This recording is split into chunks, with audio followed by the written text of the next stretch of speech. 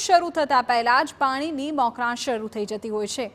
પાણીની આવી જ મોકાંનો ઉકેલ હવે સામે આવ્યો છે સુરતના ઉમરપાડામાંથી। સુરત જિલ્લાનો ઉમરપાડા તાલુકો કે મિની ચેરાપુંજી તરીકે ઓળખાય છે, કારણ કે જંગલોથી ઘેરાયેલા તાલુકામાં સુરત જિલ્લાનો સૌથી વધુ વરસાદ ખાબકે છે। જો કે આ તાલુકાનો આકાર ઊંધી રકાબી જેવો હોવાથી પાણી જમીનથી અંદર સંપૂર્ણપણે ઉતરી શકતું નથી અને નદીઓ તેમજ ખાડીઓ મારફતે વહીને સીધું દરિયામાં વહી જાય છે। ઉપરથી દર ઉનાળે પાણીના સંકટનો સામનો પણ કરવો પડે છે। આ પાણીને વહી જતું અટકાવવા માટે ઉમરપાડા પોલીસ મથકમાં એક અનોખી જ પહેલ કરાઈ છે। અહીંના તત્કાલીન પીએસઆઈ કેડી પરવારને 3 વર્ષ પૂર્વે આ માટે કંઈક નોખું કરવાનો વિચાર આવ્યો। તેમણે પોલીસ મથકના પરિસરમાં જ 40,000 લીટરની ક્ષમતાવાળો અંડરગ્રાઉન્ડ ટાંકો તૈયાર કરાવ્યો।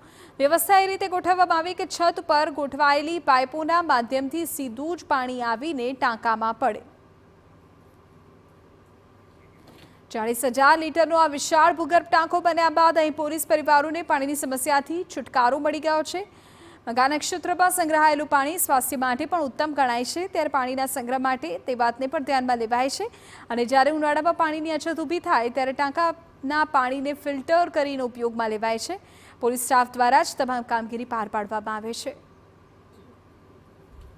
કિચન ગાર્ડન હોય, વર્મી કમ્પોસ્ટ હોય, પક્ષીઓ માટેનું જે ચણ હોય એ પણ રાખવામાં આવેલ છે અને સંપૂર્ણ સ્વચ્છ અને પોલીસ સ્ટાફ, હોમગાર્ડ, જીઆરડી દ્વારા જ મેન્ટેન કરવામાં આવેલું છે।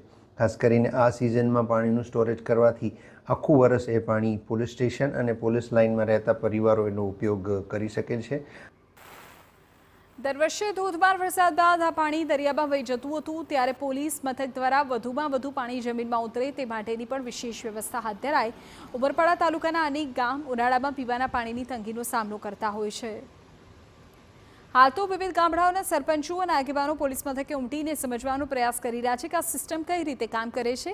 તેઓ પણ હવે આ પ્રકારની જ વ્યવસ્થા કરવાની વિચારણા કરી રહ્યા છે કે જેથી પાણીની સમસ્યાથી કાયમી છુટકારો મળી જાય।